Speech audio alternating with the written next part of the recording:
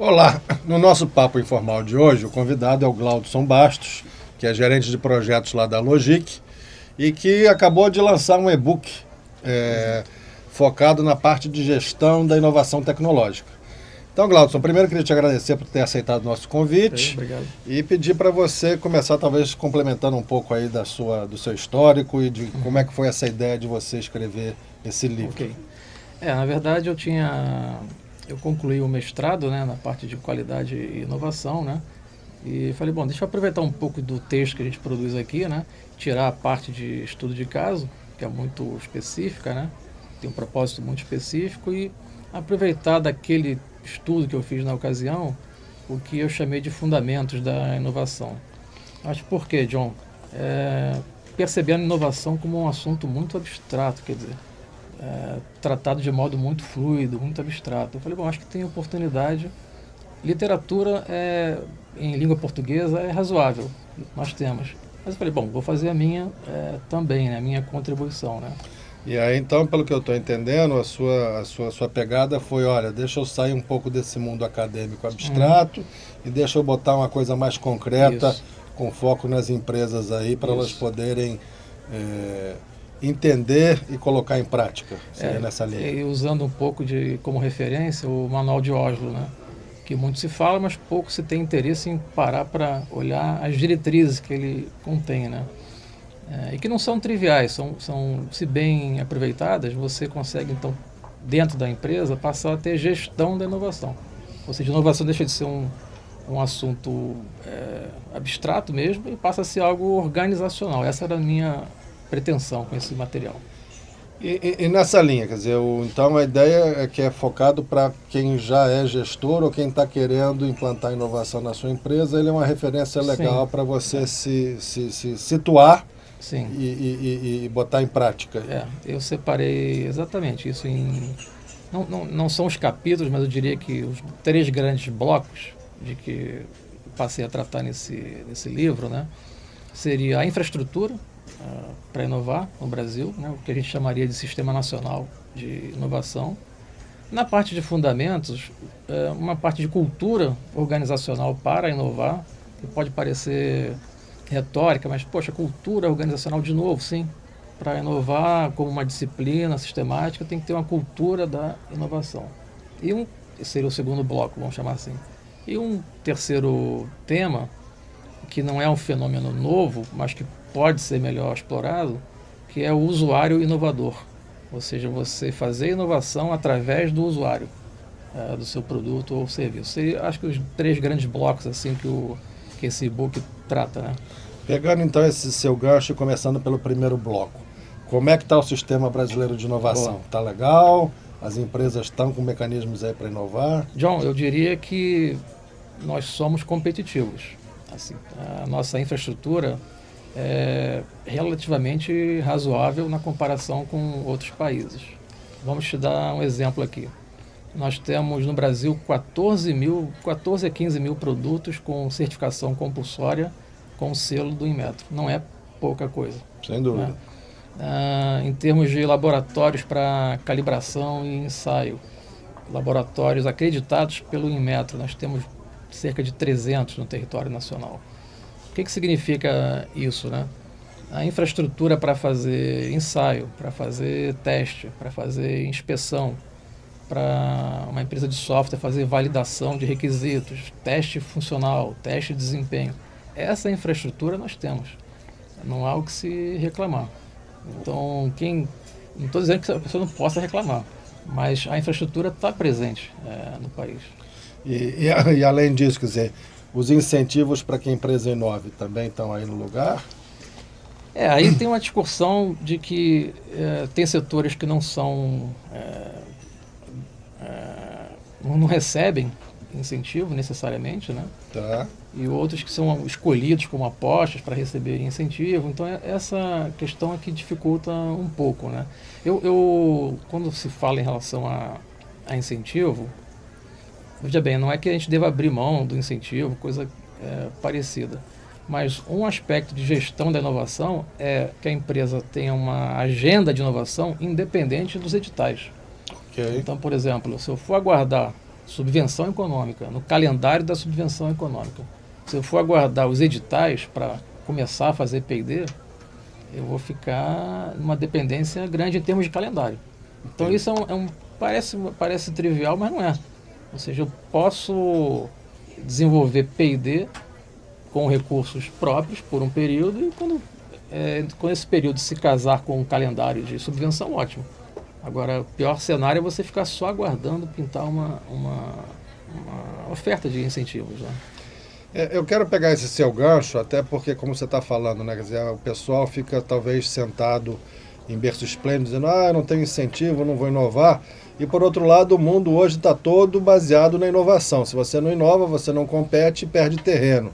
E acho que isso aí, então, faz um gancho com o que você estava falando da cultura da inovação, né? Se você fosse ater a só inovar quando você tiver algum incentivo, algum edital, isso é ruim e talvez isso seja o que você explorou na cultura de inovação nas empresas, é isso? Sim, deixa eu até aproveitar.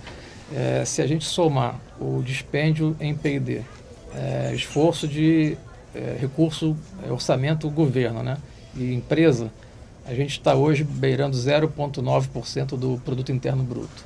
Tá? Países da Comunidade Econômica Europeia, investimento, dispêndio, né, em P&D público e privado somados dão 2,4% do PIB médio da Comunidade Europeia. Né? O que significa? Nós precisaríamos dobrar esse esforço, ou seja, crescer o esforço, o dispêndio público, mas crescer também o dispêndio privado, né, do setor empresarial. Uhum. Se nós dobrássemos, nós iríamos nos igualar em termos de volume de investimento com a Alemanha, com Dinamarca, por exemplo. E ainda assim ficar abaixo de Suíça, Suécia, que ultrapassam 3, 4, 5% do PIB, P&D, né, no PIB. Né? Então, aí é uma mudança um pouco de cultura. Né? Considerando que esse dispêndio, por exemplo, possa ser mão de obra. Uma coisa interessante, John, que a gente vê nas empresas é o seguinte: quem faz P&D não faz só P&D. Então o sujeito é engenheiro de materiais ou engenheiro de pacotes, né? Dentro da produção de software, por exemplo. Mas ele não faz só P&D, ele cumpre outras atribuições. Ora, se você consegue dedicar alguém só para o P&D, você já dá uma mudançazinha em termos de cultura organizacional para a inovação. Isso é importante. Né? Isso, inclusive, quer dizer, a gente conhecendo aí os incentivos, a Lei do Bem, ela inclusive promove isso. Né? Se você vai aumentando a sua equipe, a dedicação ali, você consegue abater mais se você tiver o projeto enquadrado na Lei do Bem, não é isso? Sim, agora eu acho importante o seguinte, volta a essa tônica, né? Empreender um esforço de inovação a despeito desse tipo de operação. Embora a gente deva, até atuando nas instituições, né, deva buscar isso e até promover no que for possível, mas também não ficar muito dependente. Né? Não, sem dúvida, quer dizer, é um incentivo, né? Não é um financiamento completo, não é isso? Exato.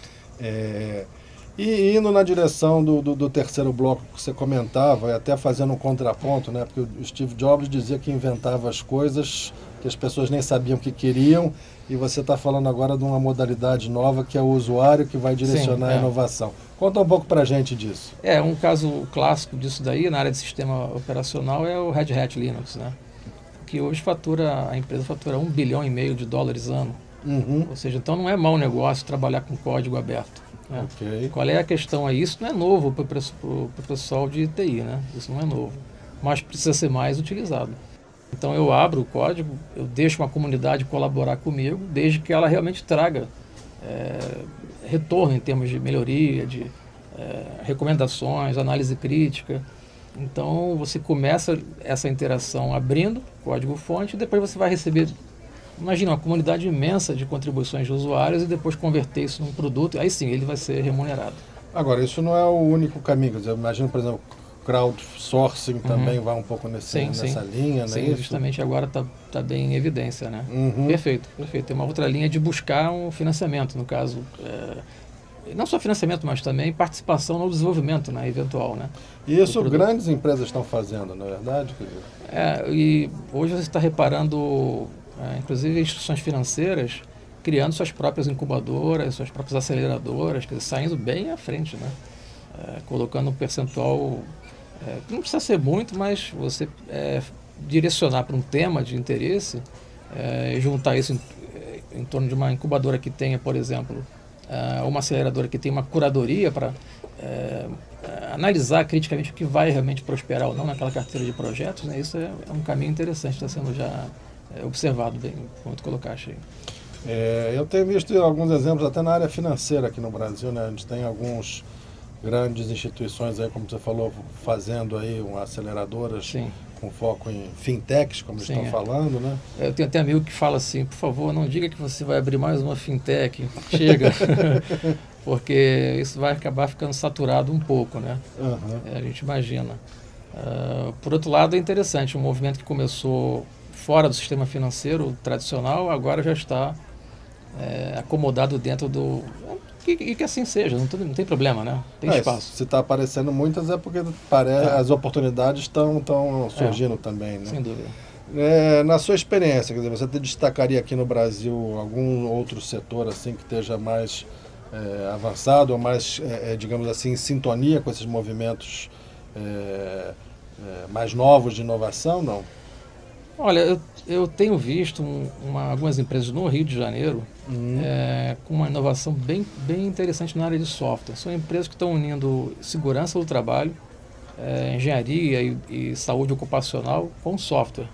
Opa. Ou seja, são projetos que nascem não só de uma empresa de TI, ou seja, uma empresa de TI que vai fazer um software até sofisticado, né, para ser embarcado, para controle de monitoramento de espaço confinado, controle de vibração em estruturas, né?